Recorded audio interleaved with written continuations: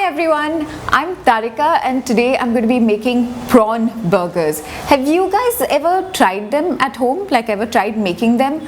You know, the thing is, I find this so strange that you can never really get prawn burgers in restaurants in Mumbai, and they're really so yum and they come together so quickly that I can't understand why we're not eating more of them.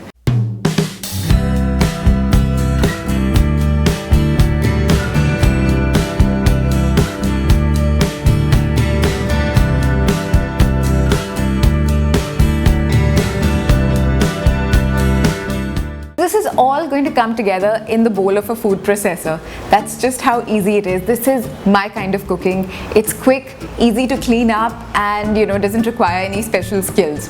With a sharp S-shaped blade, and then you just need to start dumping the prawns in this food processor. So you need about 200 to 220 grams of prawns, and these can be either the larger ones or the small ones. So if you see, I've got both sizes of prawns. So you're just going to dump this in the bowl of the food processor. Once you've got the prawns in the food processor, you're going to need about a tablespoon of coriander leaves. So you don't really need to chop them up very finely, and I anyways chop like a bit of an anari, so this is just the right kind of cooking for me, where I can just roughly chop these.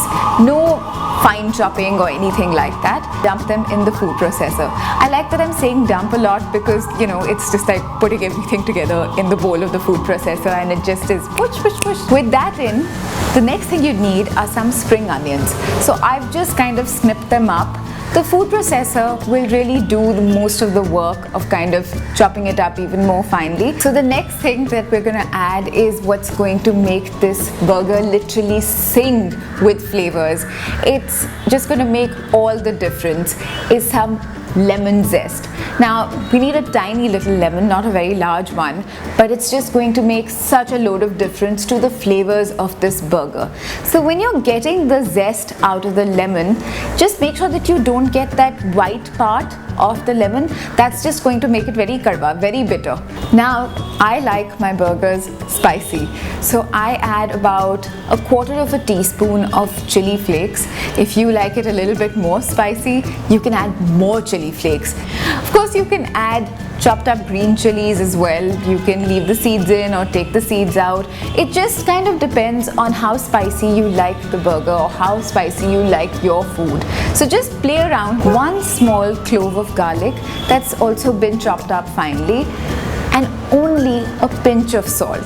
The reason why I'm adding only a small pinch of salt right now is because we're going to be adding some mayo later, which has salt in it already.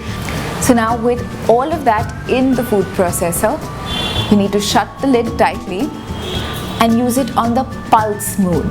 So you need to pulse it 4 times, just 4 times, for about 2 to 3 seconds each time, and really no more, because what we're looking for is for it to get finely chopped. We don't want it to turn into a paste, which is why we're not going to keep it running for too long. And look at that texture. That's the texture that I'm looking for. Now just put all of this into a bowl.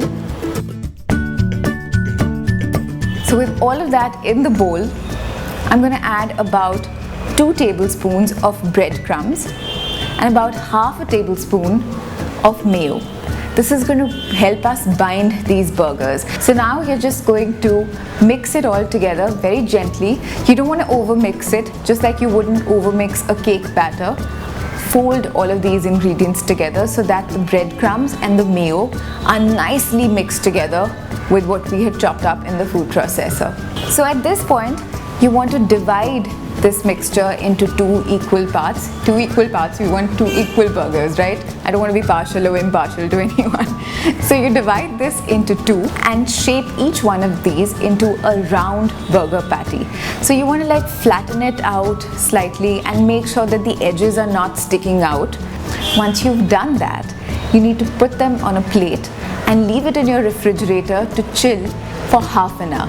So what this really does is that it really helps the burger patty to bind well together. The breadcrumbs and the mayo that we've added really will activate at that point, so that later when you're going to fry them, it won't break apart. At the end of half an hour, you want to heat up a large frying pan and add about a tablespoon of olive oil or any neutral flavor oil that you want to use, and then just add the burger patty one at a time to this frying pan.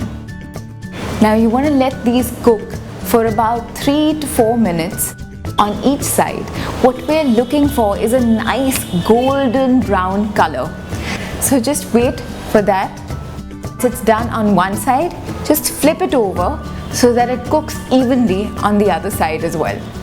Once it's done cooking on both sides, just leave it on a paper towel to. Now, a burger is really nothing without a great dressing. So I like to use a little bit of mayo and some Sriracha sauce. Now, Sriracha is a spicy Thai sauce, and if you don't have that around, not a problem, just use some Tabasco.